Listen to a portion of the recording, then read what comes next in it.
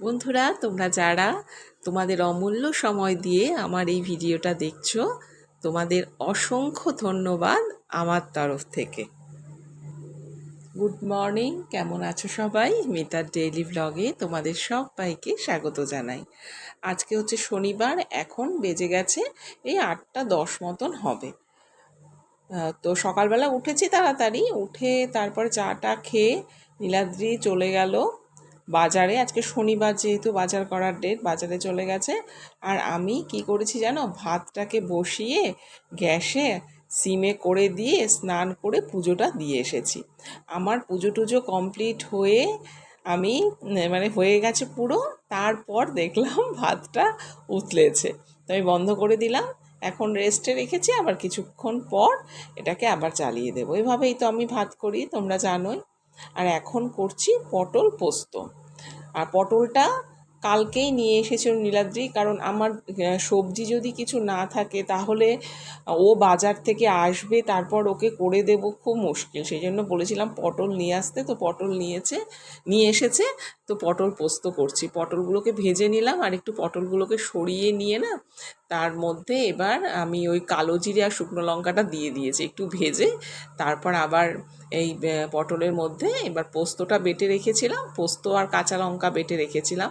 কাঁচা পাকা দুটো লঙ্কাই দিয়েছি আজকে। তো পোস্তটাকে দিয়ে দিলাম, ভালো করে নাড়াচাড়া করলাম। এবার কষানোটা হয়ে গেল, তারপরে জল দিয়ে দিলাম, ব্যাস। তারপরে একটু গামাখা করে নামিয়ে ফেলবো। খুব ভালো লাগে এইভাবে পটল খেতে। আর এইভাবে এখন কেন করি বলো তো, নীলাদ্রির যেহেতু সুগারটা রয়েছে, আলু খাওয়া তো বারণ, সেই জন্য এইভাবে করি। আবার কখনো কখনো আলু দিয়েও করি। তো এই যে যখন দেখছো পটলগুলো আমি নামাচ্ছি, আমার পটল হয়ে গেছে, তখন কিন্তু নীলাদ্রি বাজার থেকে চলে এসেছে। তো তখন আমার তাড়াহুড়ো লেগে গেছে, কারণ আজকে কিন্তু ফ্রিজে মাছ ছিলই না। তো মাছ আনলো, ওকে ওর মতন করে এক পিস মাছ করে দিলাম। আর যাওয়ার সময় তো ডিম খেয়েই যাবে, তো এক পিস মাছ ওর মতন করে দিলাম, কারণ সবার মতো করতে গেলে এখন কিন্তু বেশ দেরি হয়ে যাবে। তোমাদের একটা মজার কথা বলি, শোনো। কালকে তো খেলা ছিল, তো নীলাদ্রি তো খেলা দেখেছে। তো রাত্রিবেলা যথারীতি তো বৃষ্টি হয়েছে, তোর চিন্তা হয়ে দাঁড়িয়েছে যে শনিবার তো বাজার আছে, বাজারে যাবে। তো এরম যদি বৃষ্টি হয় বাজারে কিভাবে যাবে? ওর ছাতা তো মানবেই না এই বৃষ্টিতে।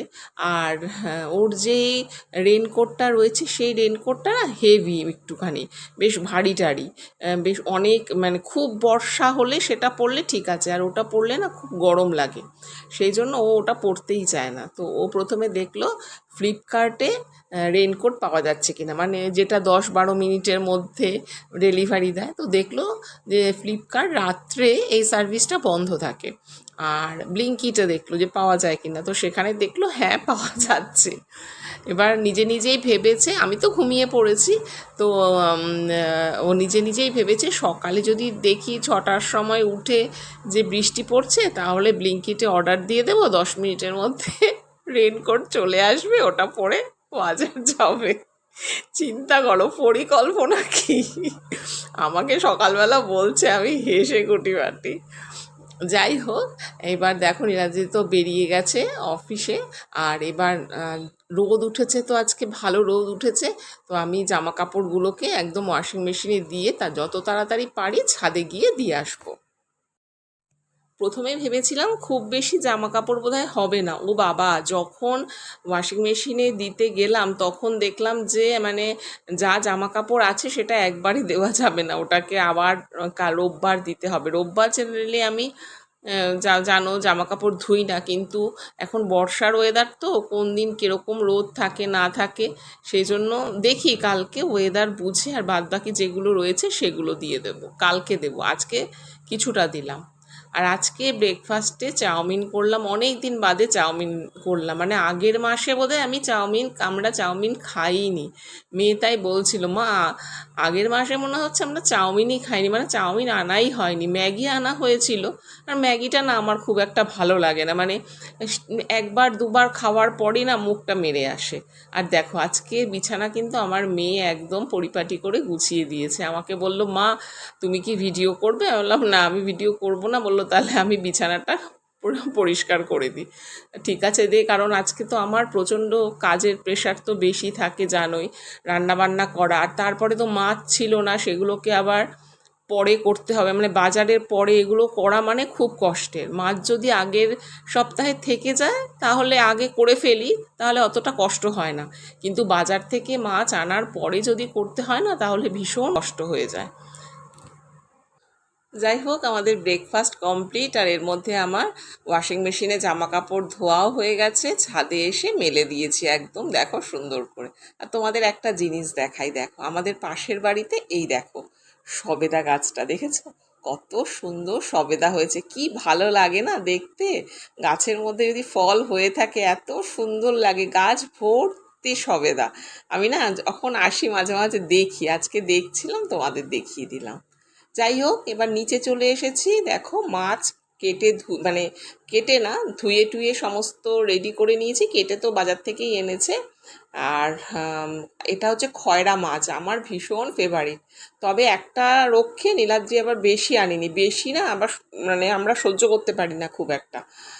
আর এই যে আমি আর ফ্রাইং প্যানে কিছুতেই মাছ ভাজবো না, আমার ফ্রাইং প্যানে মাছ ভাজলেই জানো তো খালি মাছ ভেঙে যাচ্ছে। এই কড়াইটা দেখতে বাজে হোক যাই হোক, এটাতেই আমি মাছ ভাজবো এখন থেকে ভেবে নিয়েছি। যাই হোক, দেখো আজকের মাছগুলো একদম কি সুন্দর সবগুলো উঠেছে, কিচ্ছু হয়নি। জানো, আমি ফ্রাইং প্যানে তেল দিয়ে তারপর তার মধ্যে লবণ দিয়ে তেল ভালো করে গরম হওয়ার পরই আমি মাছটা ছাড়ি, কিন্তু তবুও কী করে যে লেগে যায়, মানে কি আর বলবো। যাই হোক, এই যে খয়রা মাছটা বেগুন দিয়ে খেতে বেশি ভালো লাগে, তো বেগুন তো আনেনি আজকে দেখলাম, তো আলু দিয়েই করে ফেললাম। যেরকম মশলা দিই, জেনারেল যেইগুলো মশলা দিই সেগুলো দিয়েই করেছি। আর হ্যাঁ, ঝোলটা একটু মানে কাশ্মীরি লঙ্কার একটু গুঁড়ো দিয়েছি, দেখতে না ভালো লাগে আর কি, সব সময় দেওয়া হয় না, আবার নীলাদ্রির লাল লাল দেখলে আবার বলবে মিতু কি দিয়েছো। যাই হোক, এবার এটা ফুটে গেলে নামিয়ে ফেলবো এবার।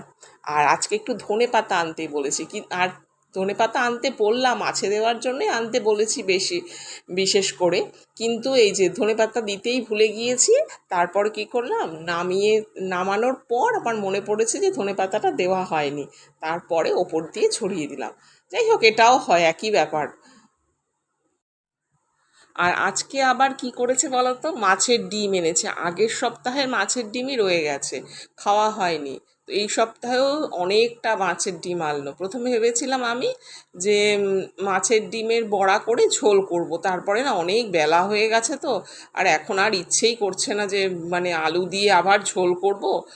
তো ভাবলাম যে না থাক, ছেড়ে দিই, এই বড়াই করে নিই। আবার মেয়ের শরীরটা একটু খারাপ হয়েছে, সেই জন্য আর করলাম না, দেখলাম ও ঝোল টোল এমনিতেই খুব একটা পছন্দ করবে না এখন, তো বড়া দিলেই ভালো খাবে। আর মাছের তেলটাও রয়েছে, তেলটা আলু দিয়ে করে দেবো, বেগুন থাকলে বেগুন দিয়ে করে দিতাম, ওটা দিয়েই ও বেশি ভালো খাবে। আর মাছটা এখন দুপুরবেলা আমরা আর খাবো না, বিকেলবেলাই খাবো, কারণ এতগুলো দিয়ে মেয়ে আর খাবেই না একদম। ওই একটা দুটো পদ হলে ওর একদম তৃপ্তি করে খাবে। তারপরে তো পটল পোস্ত করেছি, পটল পোস্ত আজকে খাবে কিনা সন্দেহ। যাই হোক, ওদিকে মানে রান্নাটা তো করছিলাম, বড়াটা ভেজে গ্যাসটাকে অফ করে নিয়ে তারপরে ভাবলাম যে না, আগে সবজিগুলো রয়েছে, সবজিগুলোকে আগে তুলে দিই, কারণ বেলা অনেক হয়ে গেছে আজকে। আর কেন বেলার বেশি হয়েছে বলো তো, ওই আমাদের পাশের বাড়ি থেকে একজন এসছিলেন, বসে গল্প করলেন। মানে আমি বলছি যে রান্না হয়নি, কি করব, মানে মানুষকে তো আর বলা যায় না যে চলে যাও বাড়ি থেকে। মানে ওনার রান্না হয়েছে কি হয়নি আমি জানি না, কিন্তু ওই সে অনেকক্ষণ বসে বসে, আর আমার না বিশ্বাস করো সত্যি কথা বলতে কি, এই কেউ মানে প্রতিবেশী আসুক অবশ্যই আমি ভালোবাসি, লোকজন আমার ভীষণ ভালো লাগে, কিন্তু এসে যে পরনিন্দা পরচর্চা করা সেগুলো আমার একদম ভালো লাগে না, একদম আমি একেবারেই পছন্দ করি না। ওই কথা বলতে গিয়ে কিন্তু মানুষের সামনে তো আর কিছু বলা যায় না, তো কি আর করব, ওই করতে গিয়ে আমার অনেকটা অনেকটা দেরি হয়ে গেল, এখন প্রায় 2:20 মতন হয়ে গেছে, তখন আমি সবজি গোছাচ্ছি, মেয়েও না বলছে মা খিদে পেয়ে গেছে, আমি তাড়াহুড়ো করছি, আর সকালে একবার তো স্নান করেছি, কিন্তু এই সমস্ত মাছ টাছ এনেছে আজকে, বাজার ফাজারে সমস্ত ধোয়াধুয়ি করে তারপর কি আরেকবার স্নান না করে খেতে ইচ্ছে করে বলো। তো সেই জন্য বললাম মা একটু দাঁড়া, আমি ঝটপট করে সবজিটা গুছিয়ে নিয়ে তারপর তোকে খেতে দেবো। আর ওকে বলেছিলাম তুই তাহলে খেয়ে নে, আমি দিয়ে দিচ্ছি। তো ও তো একা একা আবার খাবে না, সেই জন্য ওই তাড়াতাড়ি করে করে তারপরে স্নান করতে যাব। আর মাছের তেল দিয়ে ওইটা রেডি করে, সব রেডি আছে, শুধু বসানো আর নামানো, এই খুব বেশি তো লাগবে না, মাছের তেল আর আলু দিয়ে একটুখানি নাড়ানো, এই ভাজা ভাজার মতন করে দেবো ওকে। এই দেখো, আমি একদম ডালটা না কালকের ছিল, কিছুটা জাল দিয়ে রেখেছি, ওখানে ওই যে মাছের তেল আর আলু দিয়ে করেছি, এখানে মাছের ঝোল তো দেখলেই, আর হচ্ছে পটল পোস্ত তো করেছিলামই, আর এখানে বড়া। আর এবার এই যে গ্যাসটাকেও ভালো করে মুছে, মানে রান্নাঘরটাকে একদম পরিষ্কার করে নিয়ে তারপরে স্নানে যাব। মেয়েকে বললাম তাহলে দুটো বিস্কুট খা, বললো না মা, খেলে না মানে খিদেটা মরে যাবে। আমি ভাবলাম যে সেটা ঠিকই কথা। যাই হোক, গ্যাসটা একদম বেশ ভালো করে পরিষ্কার করে, আর এর মধ্যে আবার ছাদের থেকে জামা কাপড়গুলো নিয়ে এসেছি, কারণ কি বলতো, আমার মাঝে মাঝে দেখছি একটু অন্ধকার অন্ধকার করছে, সেই জন্য আগে নিয়েই এলাম। এই দেখো, একদম সব পরিষ্কার হয়ে গেছে। এবার আমি যাব স্নানে, স্নান করে এসেই তাড়াতাড়ি করে খেতে। মেয়েকে বললাম তুই রেডি থাক, বস, আমি বেশিক্ষণ লাগবে না, আমি যাব আর আসবো। এই রান্নাঘরটা একদম পরিষ্কার হয়ে গেছে। রান্নাঘর পরিষ্কার হলে দেখতে কত ভালো লাগে বলো। এই যে এবার স্নান টান করে চলে এসেছি, এবার খেতে বসবো। আর আজকের ব্লগটা কিন্তু এইটুকানি রাখবো। কেমন লাগলো আজকের ব্লগটা জানাবে কিন্তু কমেন্ট করে। তাহলে আজকের মতো আসছি, তোমাদের সাথে দেখা হবে নেক্সট ভিডিওতে। যদি ব্লগটা ভালো লাগে তাহলে প্লিজ একটা লাইক করে দিও, কমেন্ট করতে ভুলো না। আর যারা চ্যানেলটা সাবস্ক্রাইব করোনি প্লিজ সাবস্ক্রাইব করে দিও, আর যারা সাবস্ক্রাইব করেছো তাদের অসংখ্য ধন্যবাদ। তাহলে চলো আজকের মতো আসছি, সবাই ভালো থেকো, সুস্থ থেকো, টাটা।